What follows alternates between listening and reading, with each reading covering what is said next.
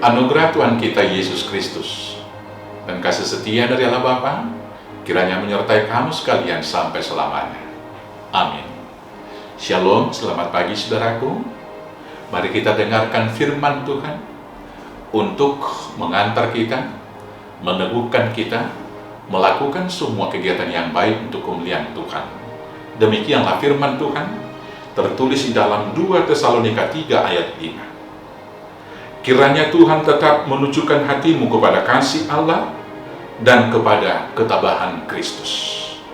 Saudaraku yang kekasih dalam Yesus Kristus, hidup kita adalah pusat kehidupan. Karena yang pertama, dengan hati kita percaya. Firman Tuhan berkata, karena dengan hati orang percaya dan dibenarkan. Di dalam Roma 10 ayat 10. Selanjutnya dalam kitab Amsal pasal 3 ayat 5 dikatakan demikian. Percayalah kepada Tuhan dengan segenap hatimu dan jangan bersandar kepada pengertianmu sendiri. Yang kedua, dengan hati kita dapat membedakan mana yang baik dan yang jahat.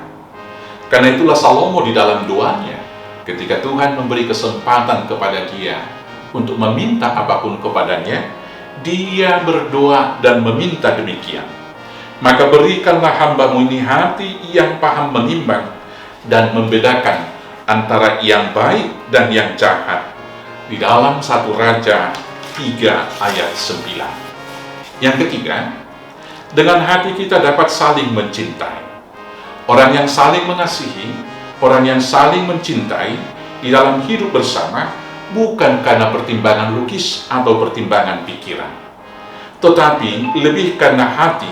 Karena itulah orang yang kasmaran selalu dimulai dengan perkataan, saya sudah jatuh hati. Tidak pernah ada orang saling mencinta dan dia mengatakan, saya sudah jatuh pikiran. Maka orang saling mengasihi bukan karena pertimbangan dan kalkulasi logis dari pikirannya, bukan perkiraan untung dan rugi, tetapi sekali lagi karena sudah jatuh hati. Karena itulah Tuhan Yesus memerintahkan di dalam hukum yang terutama. Di Matius 22 ayat 37 dikatakan demikian. Kasihilah Tuhan Allahmu dengan segenap hatimu. Kita garis bawahi, dengan segenap hatimu. Dan dengan segenap jiwamu. Dan dengan segenap akal budi. Yang keempat, dengan hati kita dapat peduli kepada orang lain. Dari hatilah timbul simpati dan empati. Dan dari hatilah kita dapat merasakan perasaan orang lain, penderitaan orang lain, kesedihan orang lain, kegembiraan orang lain, sehingga kita dapat berbagi rasa, berbagi hati dengan mereka. Karena itulah kita sebagai umat percaya harus menjaga hati kita sedemikian. Di dalam Amsal 4 ayat 23 firman Tuhan berkata, jagalah hatimu dengan segala kewaspadaan, karena dari situlah terpancar kehidupan.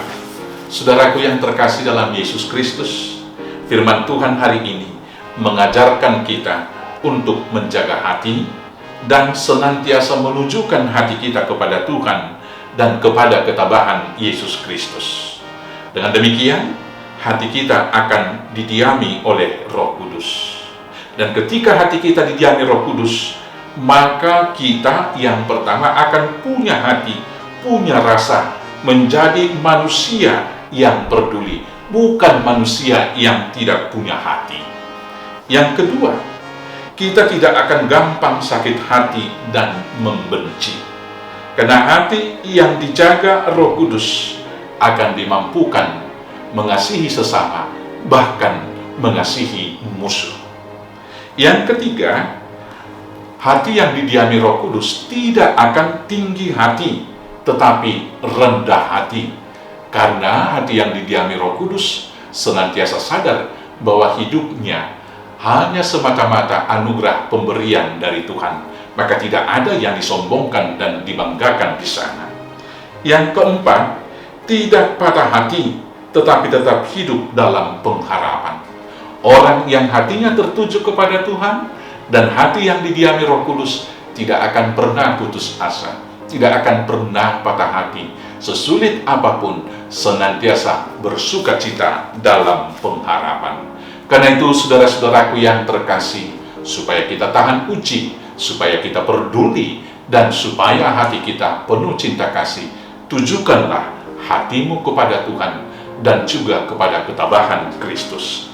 Selamat hidup dengan hati yang tertuju kepada Tuhan. Tuhan Yesus memberkati. Amin.